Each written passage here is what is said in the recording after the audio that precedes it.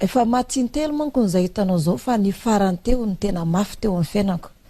Zany hoe tamin'ny 4 décembre 2010 no maty de teo 21 mars 2013 de ny farany teo zany 19 mai 2014. Efa nisy ny fionany tamin'ny filoha zonal Mapiana mialohan'ny nandehanany tany La Réunion izay nifampiresahan'izy ireo ny tokony andoavan'ny orinasa Tico anireo etra rehetra izay tokony alohany amin'ny fanjakana raha nambarany filoha teo aloha Marc Ravalomanana-trany. Tsy mbola fantatra raka izany ny fotoana mety isokafa ny orinasa Tico indray.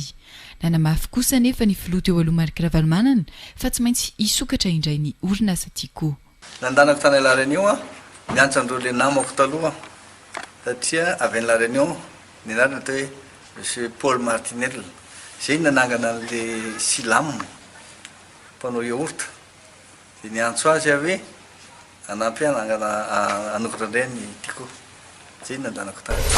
Ny tany findramam-bola ny Afrika Atsimo izay 7.30 isanjaton'ny arikarena faobe no mifanakaiky a Madagasikara. Ity firenena ity izay efa sokajina ho isan'ny firenena mandroso amin'izao fotoana izao. Ny volana Desambra 4.24 nahatratra 7.710 faingo 4 miliara ariary ny trosam-panjakana.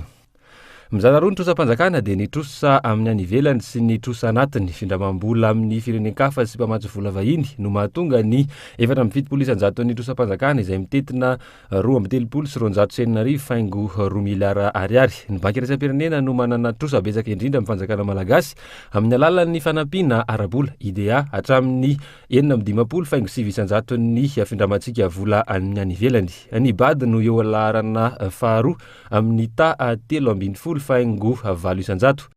Disadisy teo amin'ireo ministera sasasasany tamin'ny fahatapahan-jiro dia nanolotra fanazavana mahakasika izay ny teo anivon'ny Jirama. Amao teo hoe tapahana ny jiro amin'ny ministera farany taona 2014 dia anananay 131 miliara d'ariary ny fanjakana dia mihinana foana moa izy eo amin'ny 3 miliara isam-bolana eo zany ny fandaniana taony dia 140 miliara eo zany zao ny facture tsy nefainy fanjakana any Jirama.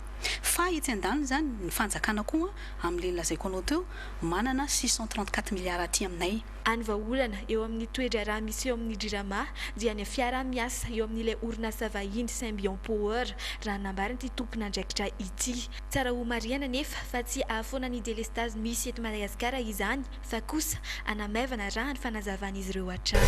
Mampona ny fitaterana ao amin'ny Nosy Maurice ho an'ireo zokiolona sy ny mpianatra ohatra izay tsara alaitaka araka izao fanadihadiana nataon'ny fiantranason izao.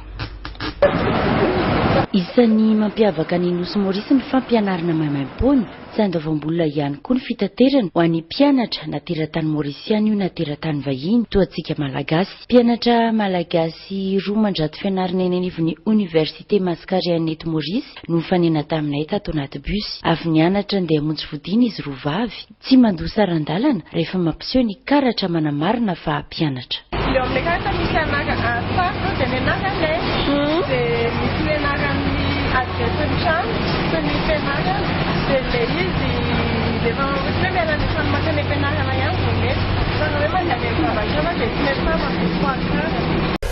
Mifanisika, mifanjevo ny olona ny amin'ny famadibadiana sy fisafidianana ary fijerena ireo zavatra eto amin'ny ara-malagasy eto amin'ny bazary Mahabibo. Ireto fianakaviana ireto zao vao tonga eto Mahajanga mitady izay ilainy. Le